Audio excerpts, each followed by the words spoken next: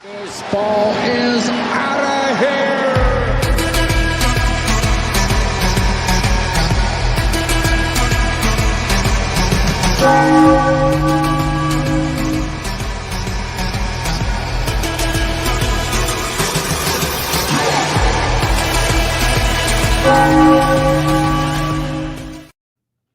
What is up, everybody? And welcome back for episode 42 of Breaking the Bank. That is right, the Jackie Robinson episode of our program here from State College, Pennsylvania. My name is Brennan Ricciardi.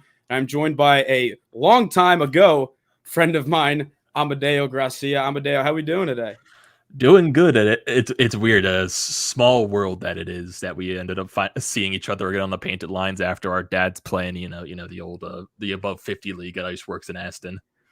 It's been, if I had to guess, probably like 8 or 9 years. I think since we've been at a game together because our dads has to be. They split up and went to different teams at one point, became rivals. It's a big deal over there at Iceworks. Yep, definitely is. Yeah, those guys. Oh man.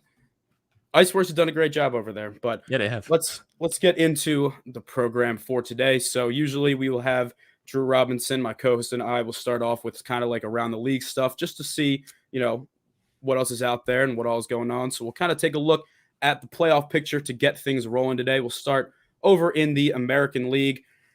It doesn't matter that the Tampa Bay Rays have lost their number 1, number 2, and number 3 pitchers from last year. They're still sitting in first place in the American League at 91 and 56.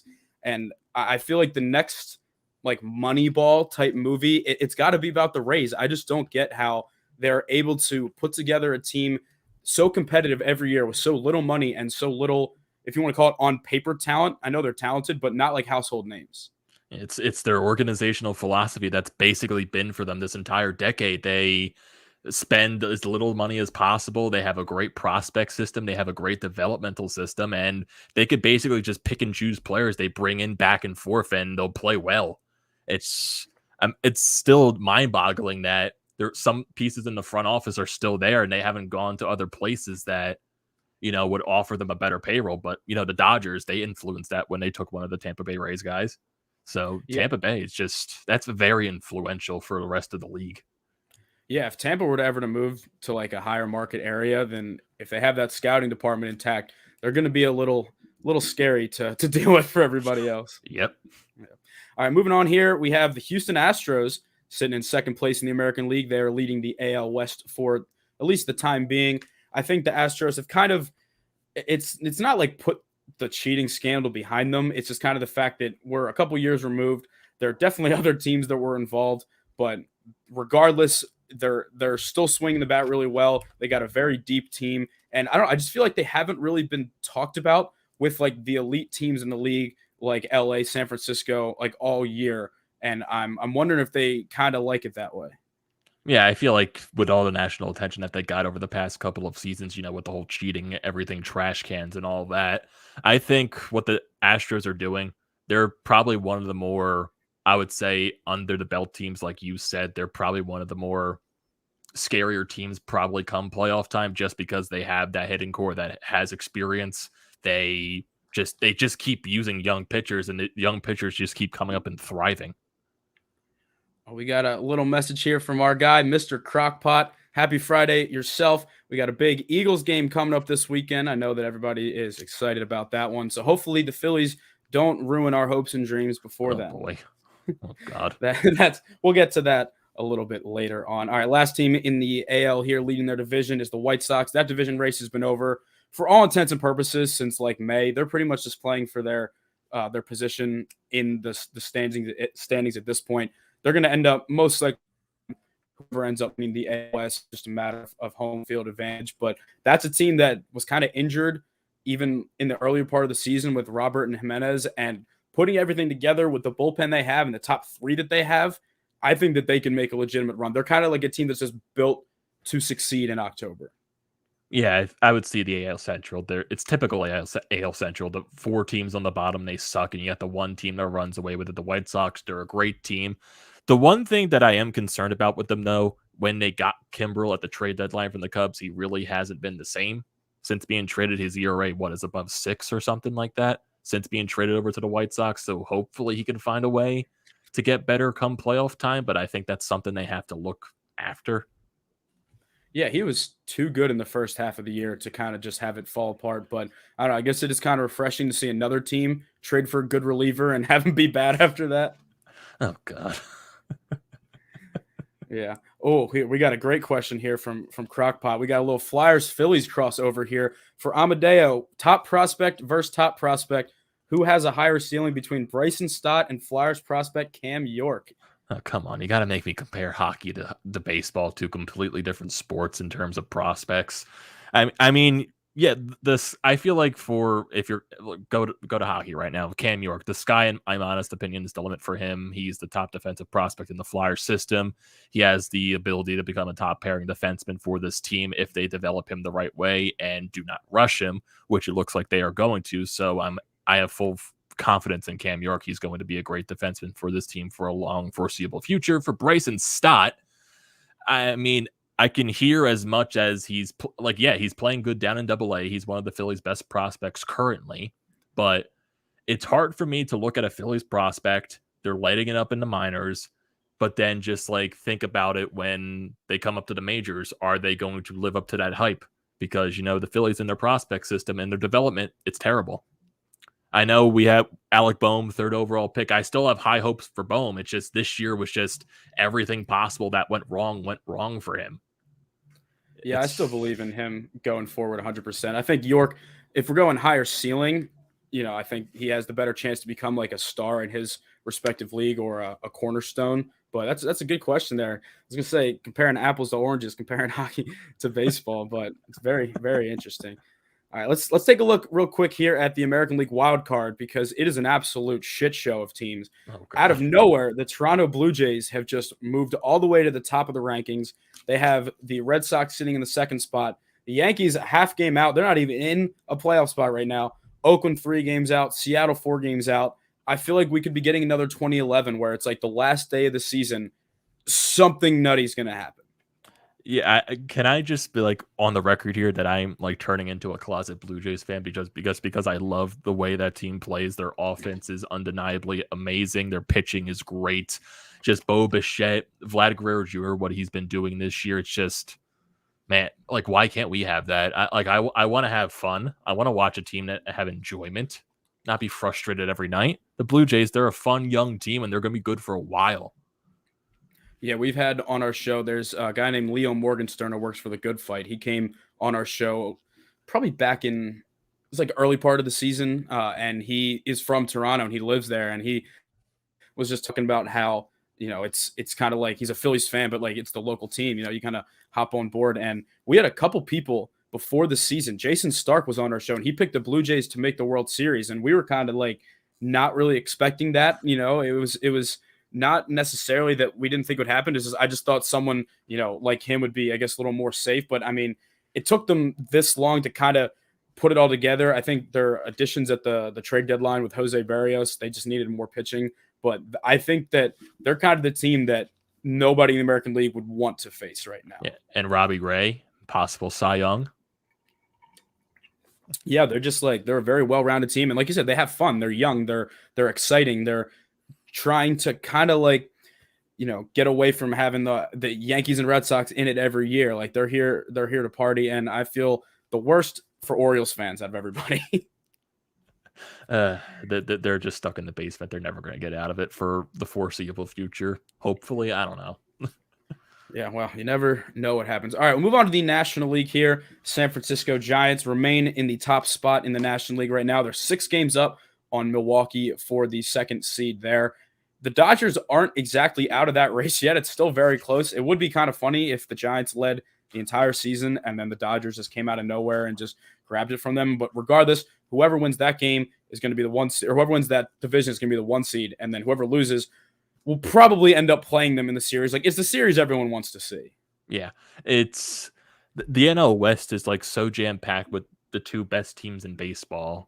No one expected the Giants to be where they are. Like all their veteran players basically playing way above their pay level, way above their expectations, and Gabe Kapler making every Phillies fan mad, even though I still believe that the manager still has little effect in baseball. I feel like it's more of a front office standpoint, but You got two teams, a Giants team that's great at developing. They know how to run an organization. And the Dodgers, they've been a tyrant for the past decade.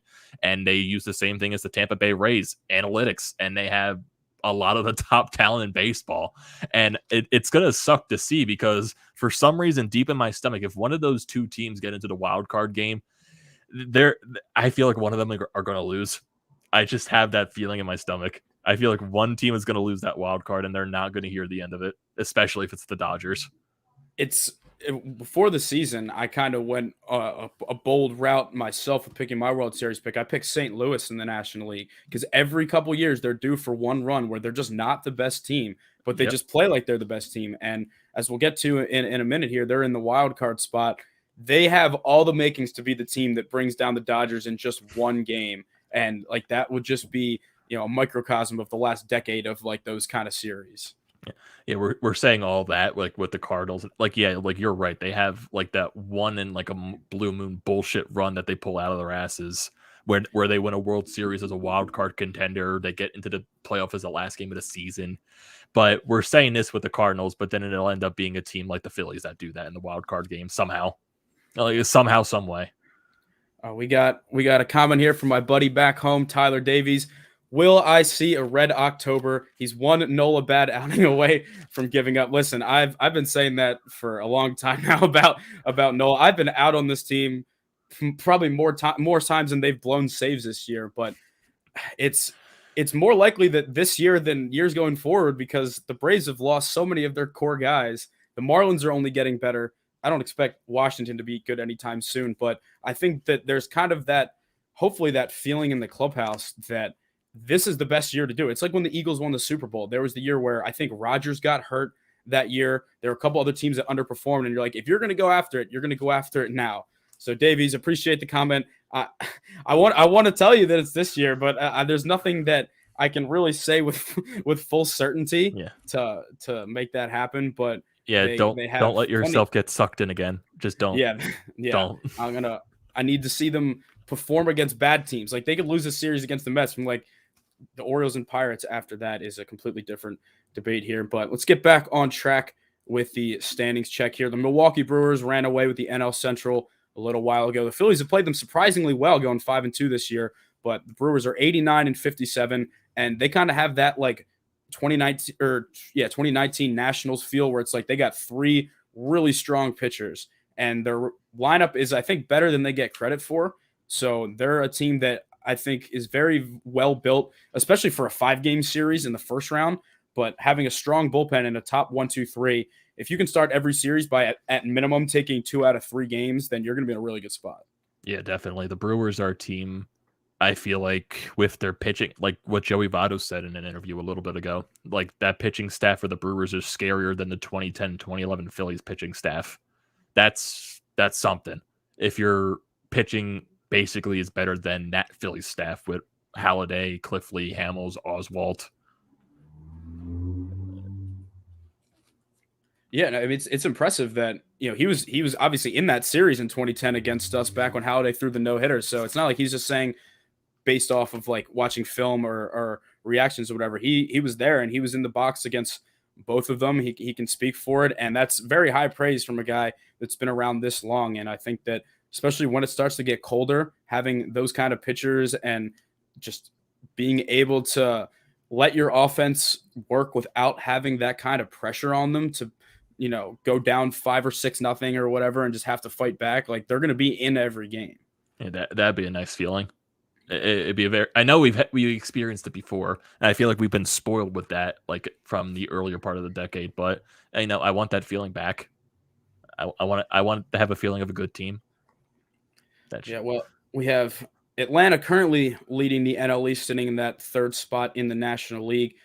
You got to give them credit for going for it at the deadline, knowing that the Phillies and Mets weren't going to be able to just take the division, take the reins of it. But as of right now, the Phils are still live in the wild card. So we have the Dodgers sitting in the 1st spot. They're 17 games up of St. Louis for that 2nd wild card spot.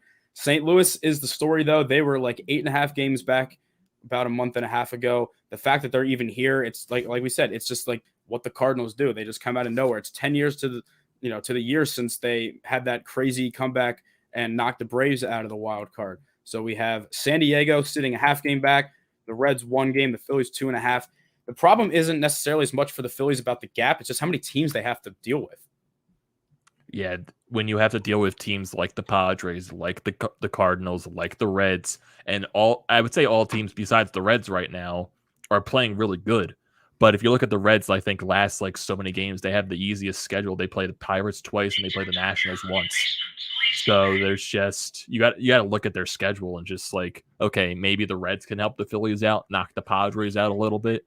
Because I know we're going to probably bring this up later with the Bryce Harper MVP conversation, like, you know, how everything probably with that MVP race with him and Tatis, it's most likely going to get influenced on which team either makes or doesn't make the postseason. And poor Fernando Tatis Jr. has to watch Vince Velasquez on the mound tonight for his team. I think it's hilarious that him and Jake Arrieta are now in the same rotation for a team that's trying to contend. That just shows how beat up with injuries they have. That there was a meeting in a front office somewhere in San Diego where they said, you know what the best thing that we can do for our baseball team is? We're going to sign Vince Velasquez. That was a real conversation that happened between real humans. Yes. And I think this is also the sad thing is I'd rather have Vince Velasquez in a bullpen game for the Phillies. You know, that's a fair point. Yeah. People always like say, oh, well, the Rays or the Giants, all them do bullpen games. Well, their bullpen's good. That's the real difference. You don't have the Phillies bullpen that's blown 32 plus saves. Yeah.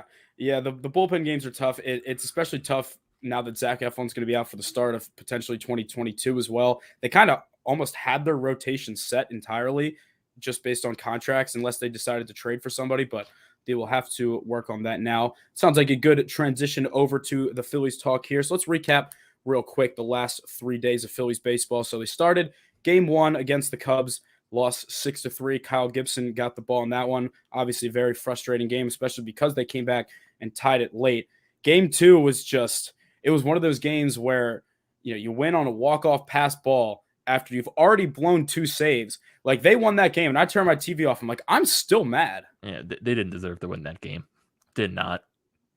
I did not feel good whatsoever. And yesterday's game, you go down 7-0, and like I'll be honest, like I had the game on, but it was like off to the side on my laptop while the football game was on TV, and then all of a sudden I look over, it's like 7-3, 7-5. I'm like, what is going on here? The problem with this team, sorry to interrupt you. The problem with this team is that so many times they have had these big like emotional wins, and like we need to start like a winning streak, like we need to carry this momentum, and they just don't. It's just the fact that they came back and, well, yeah, it's great that they won the series. It's great that they came back from a 7-0 deficit yesterday. That just makes me more mad because if you have the capabilities to score that many runs against a bad team, you shouldn't be losing to them in the first place.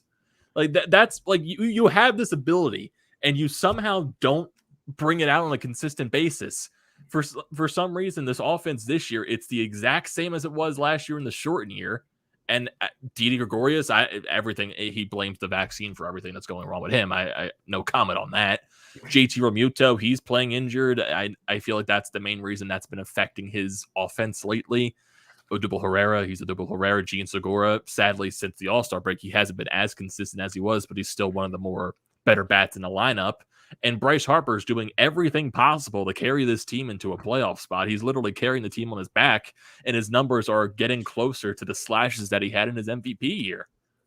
Yeah, I think when it comes down to most valuable player, this team would be like 20 games under 500 if it wasn't for Harper. And when Tatis was hurt, the Padres did not nearly struggle as much. And that obviously won't be the one deciding factor in it. But I think if you're looking for most valuable and the Phillies and Padres both don't make the playoffs, and it's kind of dumb in the first place that the team's success is like what will ultimately end up deciding it most likely. But I mean, Harper's OPS is 1050 now. Like that's outrageous. Yeah, I hate the MLB, the way they vote, because it's all the old heads. They go by the general statistics. It's player, it's an individual award, but for some reason it's evolved around team success.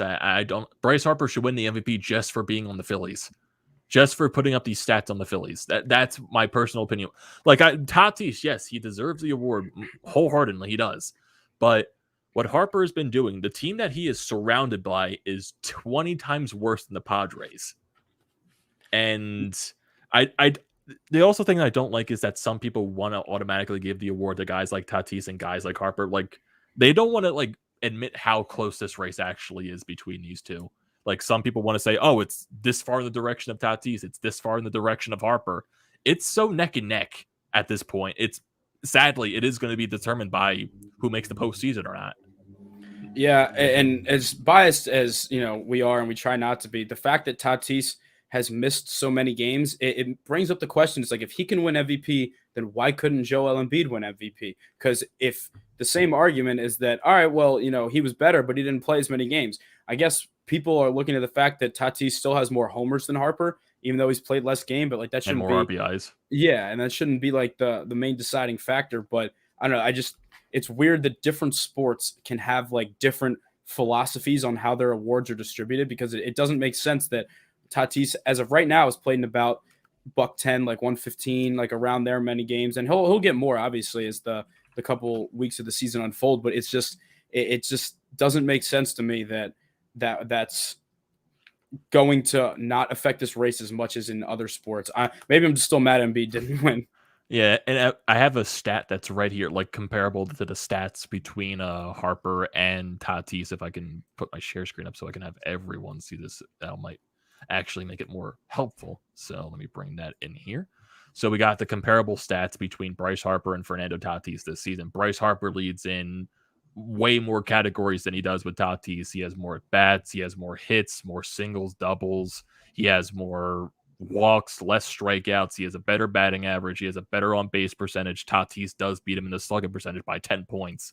But Bryce Harper's on-base plus slugging is at least 40 plus times higher than it is versus Tatis. And I think Harper has Tatis beat in F4 while Tatis hasn't beat in the regular war, if I am not mistaken. I think that's like the two things. But it's still like, if you're looking at the people that vote on these awards, they're definitely going to look at the home runs. They're going to look at the RBIs. And Harper, he still has a lot of time in the season. And the way he's hitting home runs, 40's not out of the question for Harper with the way he's been playing.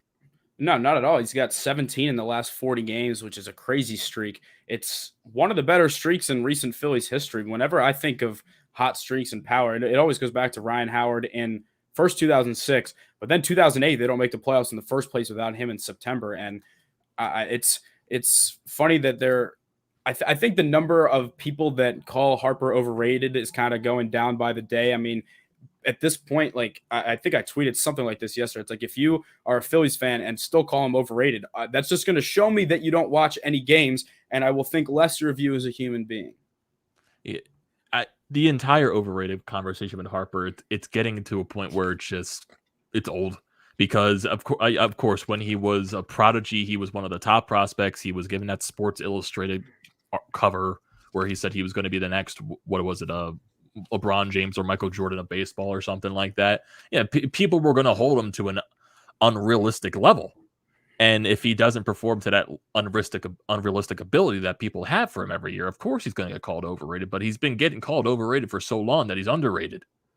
That's what it feels like. That's basically where I'm at with that. And I think it's funny that in Philadelphia, I find him to have been very likable, and he's done everything. If you want to get, cliches, plays the game the right way, whatever you want to call it. But like, there were definitely times in Washington where like he was showing the fact that he was 19 or 20 in the majors. Like, he was sometimes a drama queen, sometimes a douchebag. He'll probably be the first one to tell you that.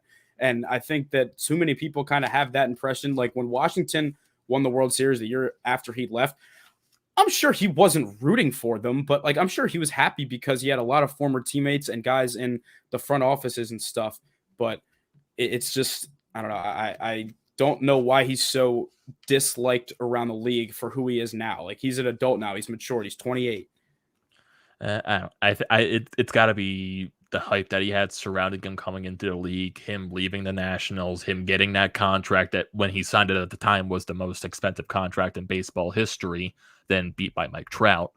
But it's everything that just surrounds him. And it's a good thing that he's one of those players that just doesn't pay attention to all that talk, and he just goes out on the field and plays. That's all he does. Yeah. All right, we got another comment from Davies here. He's talking about If the Phillies don't make the playoffs, it is clearly a failed year. I will agree with you there. He is saying, what is something we can take into next year that actually will give us hope going into the spring?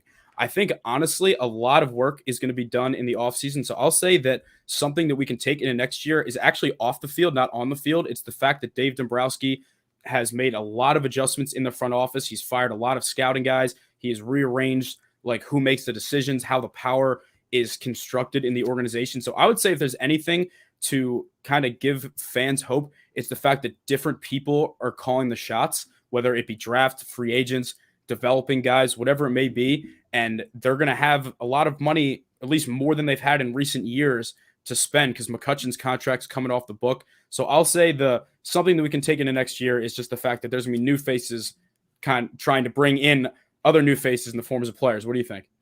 Yeah, looking into next season, it's so hard to look into that just because of where you're at right now with this team and how close they are to actually making the playoffs, which is still mind-boggling to me as a whole. But when you look at next season, yeah, you could build off Bryce Harper's year, but there's still a lot of work that Dave Dombrowski has to do. Like, you need to somehow revamp the bullpen once again. You need to find a way to get another starter on this team just because I'm not confident going into next season. Even though, yeah, Wheeler, he's a nice ace for your team. Ranger Suarez has come into his own as a starter this season. You have another year of Kyle Gibson. Aaron Nola, it's not guaranteed that he bounced back, but I still think this 1 year that he's going through is an anomaly compared to his other season. So hopefully he can bounce back. But then who's going to be your next starter? Your fifth guy?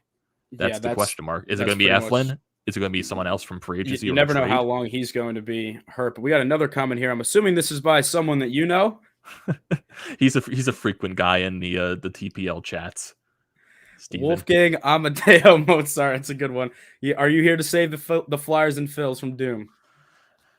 From the doom that is Joe Girardi. Yeah, I know. I'm probably going to get flack for this, but yeah, I don't agree with what I think he's had a bad season. Yeah, Joe Girardi's definitely had a bad season. It's definitely not what we expected it to be, but Joe Girardi is not the main problem with the Phillies. That, if you know what I mean, it's because you look at, if you bring in another manager on this team, are the Phillies any better? Is this roster any better if it's another manager? If it's Gabe Kapler, is this team any better? If it's a random ass manager around the league, this team is not better. This team is the exact same. Yeah, I think I'll agree with you there that I think that it would take a very, very talented manager to be able to pull the current roster they have there. There are definitely times that Girardi makes decisions that leave you scratching your head. So I will say that I think we can kind of compromise here. It's like, I don't think he's the biggest problem, but I think he's definitely a problem. I think that's. Oh yeah, I'm not. Yeah, he definitely is a problem, but I think because what I said earlier, I don't believe the manager has that big of an impact. But when your roster is so fundamentally flawed, like the Phillies is, especially in the bullpen, especially in the bench pieces that they use, of course, the manager's decisions is going to leave a gigantic question mark. Why are you bringing in that guy in that situation? Why are you bringing in this guy?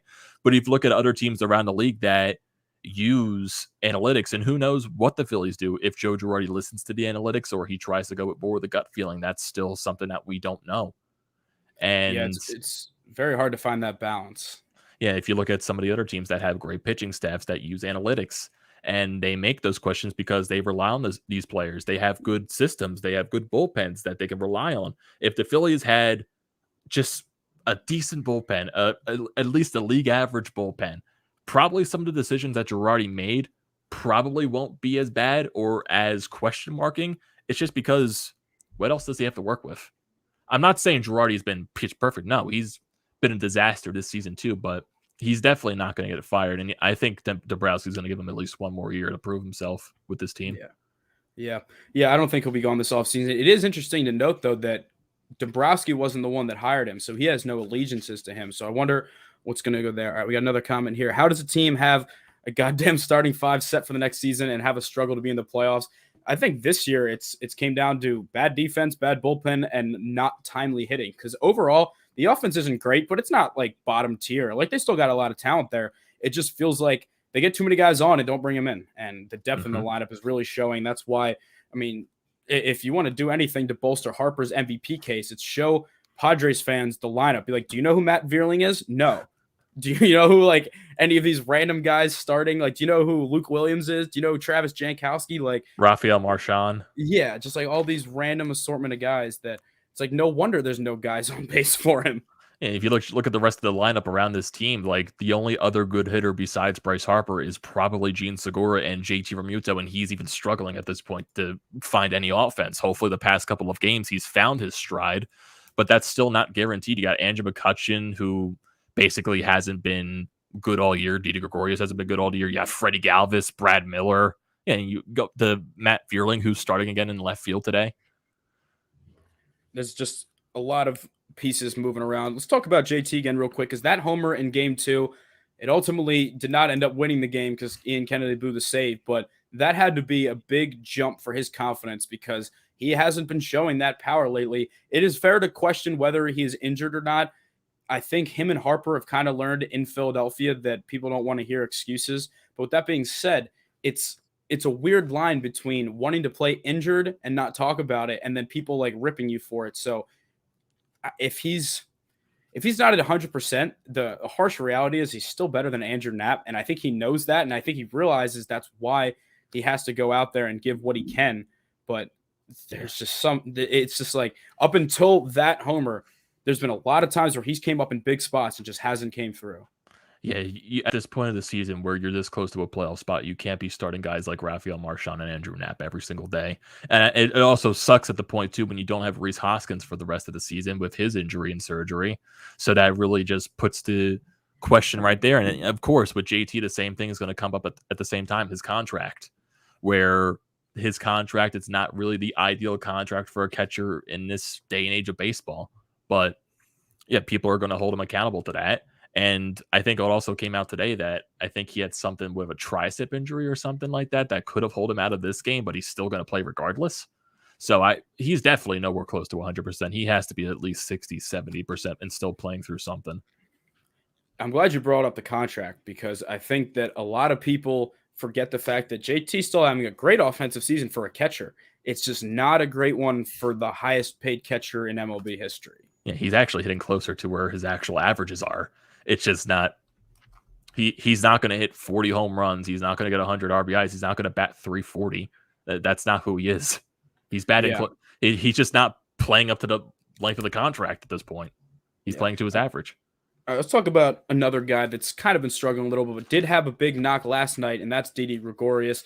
He has, like we talked about with blaming the vaccine for the elbow injury. I don't really think we need to elaborate too much on that just because – I don't know. I feel like it's kind of just common sense at this point that, you know, I read the article. I think it was the Philadelphia Inquirer one that, you know, the headline was funny. It's like, Didi Gregorius thinks that the vaccine causes elbow injury. Medical experts disagree. But regardless, the fact is he hasn't been hitting anywhere near his career averages this season. And it was weird seeing him hit a ball to left field. And I don't know. I still think it's funny that he's never hit an opposite field home run in his career. He is the pure definition of a pull hitter. That's all he is. That's all he ever will be. I was even shocked that he got an RBI double to the left field line. I was like, what? He did that?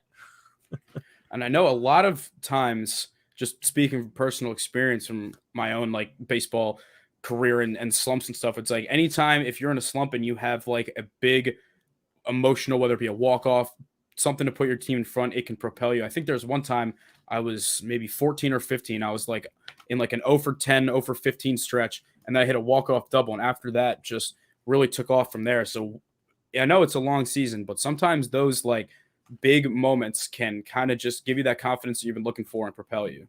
Mm-hmm. Definitely. And just this stretch for the Phillies, especially coming up, it's going to be... It's especially this weekend against the Mets because you have tonight's game, then you're going to have the next 2 nights on national television, which is going to be huge for this series because you have the Braves who are playing in San Francisco. That's not going to be an easy series for them. They could easily lose that series. And if the Phillies, someone's going to have to win this series. Someone's going to have to win these games against the Phillies and the Mets. If the Phillies win this series, that probably takes the Mets out of the playoff race. If the Mets win this series, that's just going to make it an even tighter race going into the end of the season that you just don't need. And now you have the 2 next competitions against the Orioles and the Pirates. It's such an important schedule for this team. I'm nervous about those games, and I don't know. Are there? I wish, because like we're kind of kept in our own Phillies bubble sometimes. I really wonder if there are any other teams somewhat of contention that just struggle playing the worst teams like we do. I don't think that anyone else could even be. Well, I mean, the Braves lost the game to the Rockies, so I guess there are points where the Braves can struggle. And I know the Pirates, for some reason, give some teams struggles. I have no idea why. They're the Pittsburgh Pirates, but and the Baltimore Orioles, they were giving the Yankees some issues. Like it happens all around baseball. You're going to have those, but it does feel like the Phillies have that more often than not when it comes to bad teams. Yeah, can't argue with that. All right, let's move into, I guess, a little more positive. I want to talk about Ranger Suarez a little bit, because I just want to give this guy the credit, because he has been going back and forth from rotation to the bullpen to middle relief to, almost he was a closer at one point. And the fact that he's been able to do all of that and have the low ERA and the production he has, that's very impressive. And it just shows how mentally tough he is. Yeah, just from not even starting the season on time with his COVID issue. Then he comes into the bullpen. He has to get his arm stretched out. And then he's basically been put in every situation possible, and he's been fine. You get a closer, you get a long relief guy, you get a starter, you got to stretch out into becoming a starter, and he does fine there. Like, he's really solidifying himself into at least a 4th or 5th or rotation piece for next season. Oh, here we go. We got a great take here. Ranger Suarez is the Venezuelan Cliff Lee. I like that, because I like how he mixes up his pitches really well. He's not really going to blow anything by you. I mean, he's probably at his best 95, 96, if that, at his very best, now that he's kind of got that arm stretched out. But we haven't had a reliable lefty in the rotation really since Cole Hamels was traded. And having a guy that is young, controllable, he's accurate, and he's only going to build his arm strength higher up if he decides, if they decide in the offseason that he's going to stay in the rotation, which I feel like is the best thing going forward, to be able to have that reliable lefty. Like, he's exactly what you want in your number 4, number 5 guy. He's not going to lose you games. Even realistically, like, his ERA is not going to be as good as it is now stretched over a full season. That's just unrealistic to ask of him. But to be a good 4 or 5 is exactly what we could have from him. Yeah, it's funny too, because we were only in this entire situation with Ranger Suarez being who he is because so many other projects that we've had have just failed. We have Chase Anderson, Matt Moore to start the season. They both failed. Vince Velasquez, he's been a failure his entire career since being here. Yeah, Spencer Howard, he was a gigantic failure, got traded for Kyle Gibson. So basically everything they brought in to be in the rotation this year, besides a guy like Wheeler, and Noah's starting to become a failure with the way he's been pitching, and Eflin getting injured. Basically, Ranger Suarez is probably the other bright spot of the rotation besides Zach Wheeler. The fact that everything has gone, like, so many things have gone wrong this season and they're still hanging around there, going back to Davey's question, could kind of be like something to look forward to. It's like there's been a lot of things go wrong this year and they're still hanging around. Like, you look back early in the season, how many injuries we had and what we had to play through. I know every team has injuries, so it's not an excuse, but what they've had to deal with has been a lot. But I think let's pivot over to the bullpen here. Can never talk too much about the bullpen. We'll start on the more positive note that the non-closer version of Hector Neris is elite. I think that there's pretty much no other way to put it. I think as a closer, he just being a closer is very mental, and it takes a toll on you when you don't do well. So having him in that setup role, he's been absolutely money since they moved him to that role. Yeah, he's been absolutely amazing since getting transitioned out of that closer role. Basically, ever since halfway through the season, or before the All-Star break, where he gave up that game-tying home run to Pablo Sandoval against the Braves. It's basically, when you got to that lowest of extent, he's basically been flat-out amazing ever since getting taken out of the role. Like, in that, basically just shows you that he's not a closer. If he's put into a closer role, he's an average closer. He's going to have his struggles. He's going to have his dominating moments. That's who he is. And one thing that I really still think about is, if right now, like, this is pure hypothetical, if every single Phillies pitcher was ready to go, wild card game, who closes? That's what I'm not sure about. Would it be Archie? Would it be Kennedy? Like, I worry that they're going to keep using Kennedy just to prove that they weren't wrong, like by trading for him. Like they're just going to run it to the ground just so they can stick by what they said. Like I don't know who I trust the most in not a chance of putting Alvarado out there for a save in a wild card game. He's either going to strike out the side or walk, the winning run. Who would it be? Would it be Brogdon? Like I genuinely don't know who it would be in a game right now. The only person you can rely on coming out of that bullpen is Neris. That's the sad part. Like Archie, he could be reliable at some points, but when he's used ways too much, you're going to see the flaws. Ian Kennedy, he's not a closer. The dude throws 94, 95 that doesn't move right down the middle of the goddamn plate, and it gets crushed out of the ballpark like he does in basically every appearance that he's in. I got a dark horse. I think Sam Coonrod would be a good closer because one of the things he struggles with is coming on to pitch when runners are already on. He lets in a lot of inherited runners, so his ERA doesn't look quite as high because they're not his runners.